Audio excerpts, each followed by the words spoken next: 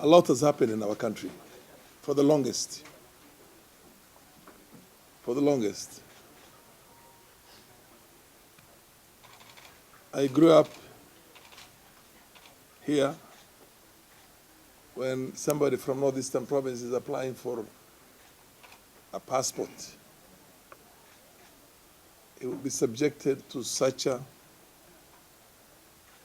difficult process that people who served in the colonial civil service, in the King's African Rifles, and many other institutions in the country, in the police force, had problems getting those passports simply because of discrimination. Now, this discrimination is akin to the apartheid of South Africa because we are not coming from outside Kenya. Nobody's telling me Garissa is a county for Kikuyus or Luos or Luyas or Kalenjins or any other community. Or he's saying Wajir is a county for other communities, not Somalis, or Mandera, or Isolo for that matter, or Marsabit. Everybody accepts that these counties are our own indigenous, traditional, historical land that we owned for thousands of years. But again, somebody again thinks that you're not as Kenyan as anybody else.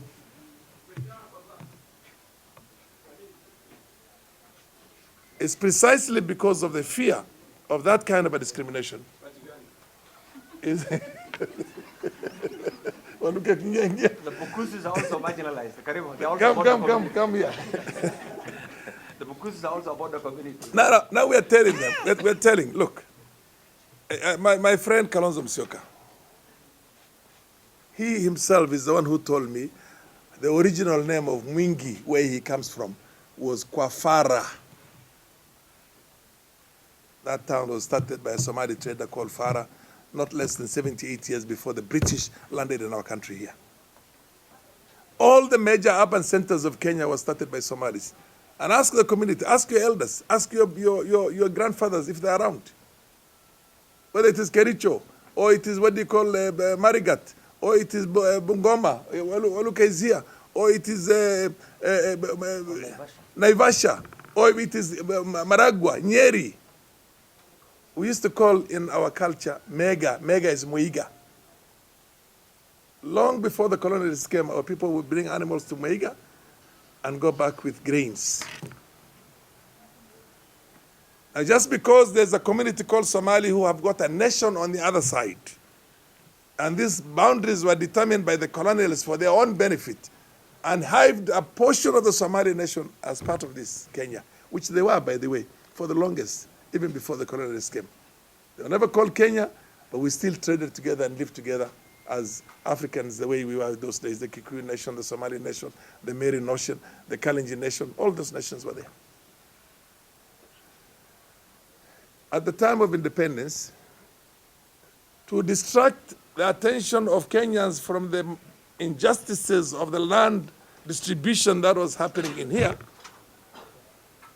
the people who were in power at that time, who came to power, felt it very important to project to Somalis the first government.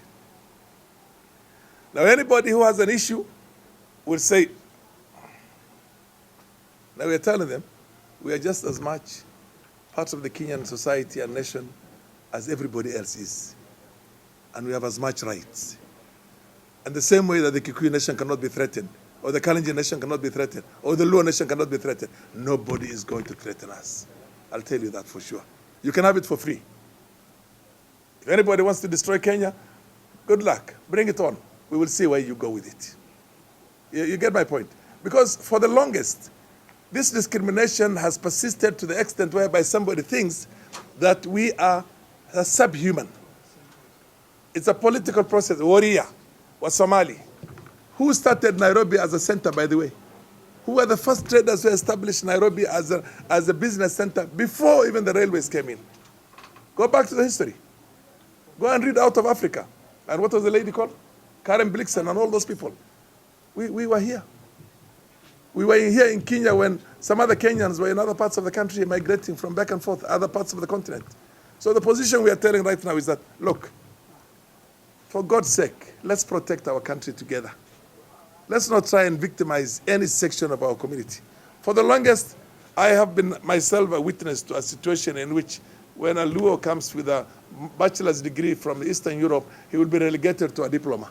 When he comes with a master's, he will be given a bachelor's. If he comes with a PhD, he's told, no, you can only have a master's.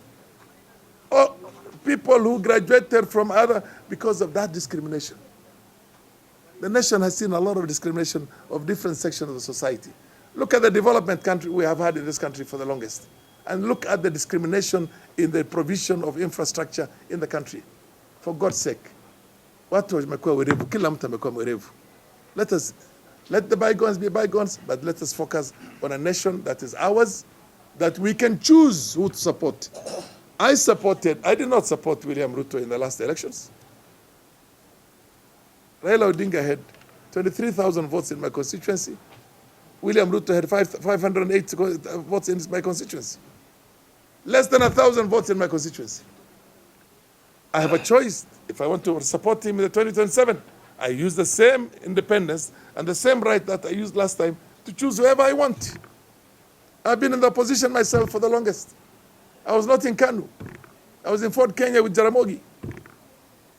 Let us protect our country and respect every section of the society of this country without making any other allusions. The Luos in Uganda, I've seen Luos myself in Sudan. They are couriers on both sides. They are Maasais on both sides. They are Digos on both sides. Actually, as a matter of fact, there are more Digos in Tanzania than there are in Kenya. And there are more, what do you call, the Bukusus are here.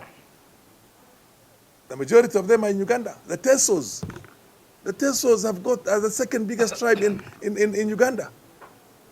What we are saying is that these border regions, this unfair vetting discrimination in which intelligence will take 6 months or even a year or 10 years to vet people should stop so that we all Kenyans have a right. And this does not only apply to us, by the way, it's going to apply to all the border regions because all the border regions are affected. There are Kalenjins in Tanzania, in Uganda.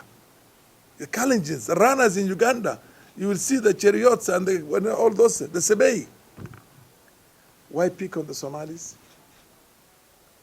Why would somebody be so what you call reckless as to say they're trying? By the way, we are a clannish people. The Somalis of Somalia are there in their own country. The ones of Ethiopia are in their own country. You get my point? It's only Kenyans that you have here. We have refugees who get settled in America and Europe and the rest of it the same way. South Sudanese refugees are here. Ethiopian refugees are here. Ugandan refugees were here. John Garang was a refugee in Kenya from South Sudan way back.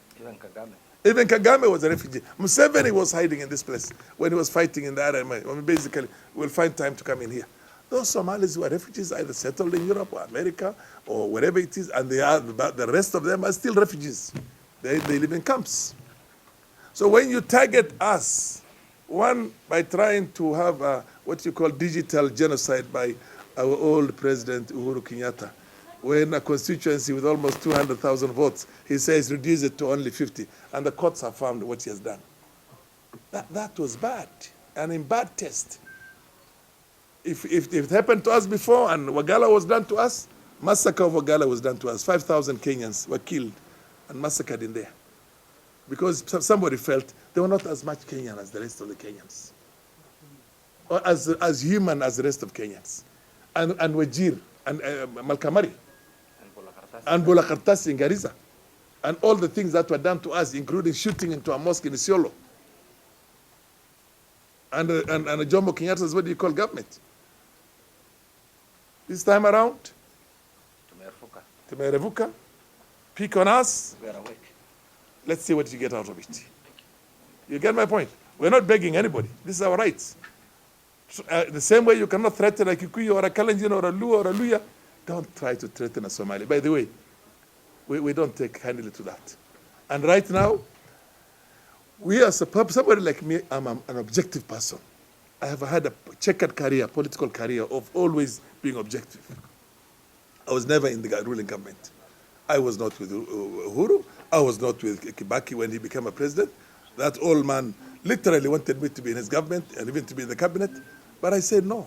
I had my own political association and my friends, because Kenya is for all of us.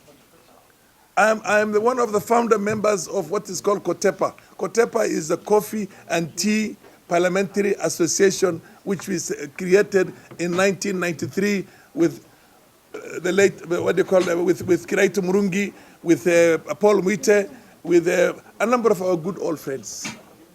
I was fighting for the rights of the coffee farmers in the mountain region and other parts of the country, and the tea farmers in Rift Valley. I was not fighting only for Somalis. So the point I'm trying to tell you is that, look, we are patriotic. We respect our country. We respect our countrymen. This is a message to our countrymen. All Kenyans will want to live peacefully together. Shun the political thugs and crooks who feel that for them to achieve a certain political mileage, they can divide this country anytime. They created all post-election violences. All post-election violences were created by selfish politicians. We don't want that to happen again. Ask me why I support Ruto's government right now. I'll give you a raft of all the good things that they have done. You might have a different opinion. You're entitled to your opinion. I'm entitled to my opinion. You get my point? It's not that your opinion has got to be manifest destiny. It's like your opinion must be the opinion of the nation. No, that doesn't work, and it will never work. So the point I'm trying to tell you all is that, look, let us protect our country. What is being done to us right now, indeed, yes, is an injustice. People should be hailing this. The same way apartheid was dismantled, to say, thank God, the media particularly, apartheid in our own country is being dismantled now. There's no discrimination. The people of northern Kenya are having rights just like the rest of the country. Thank you very much. All we are asking for is to be governed just like every other Kenyan community and every other region in this country. We are asking to be governed according to the laws governing the people of Kenya and not have unconstitutional practices like the vetting for ID cards imposed upon us. What the president has done is remove an unconstitutional practice that has been at play in northeastern Kenya and everywhere in Kenya whenever a Somali is applying for ID card. And the vetting process is one of the most undignified things that has been done to the people who are from northeastern. What Governor Natembeya and former Vice President Stephen Kalonzo Musyoka did is to try and reinstate an unconstitutional practice. Their statements were bigoted, they were prejudiced, and they were racist. And we take exception to their statements calling for the reinstatement of vetting of Kenyan Somalis. We have always been the first line of defense in protecting Kenya. If we were not the first line of defense, then this country would not be as stable as it is. We have done that because we are patriotic Kenyans and we understand the responsibilities that are upon us in being law-abiding citizens of this country, but also being wide-eyed and alert to ensure that this country does not get anyone coming in to cause mischief and havoc. We take exception to the statements from those leaders, and we would want to urge them to apologize to the Kenyan Somali population And the country at large. and the country at large. Thank you very much.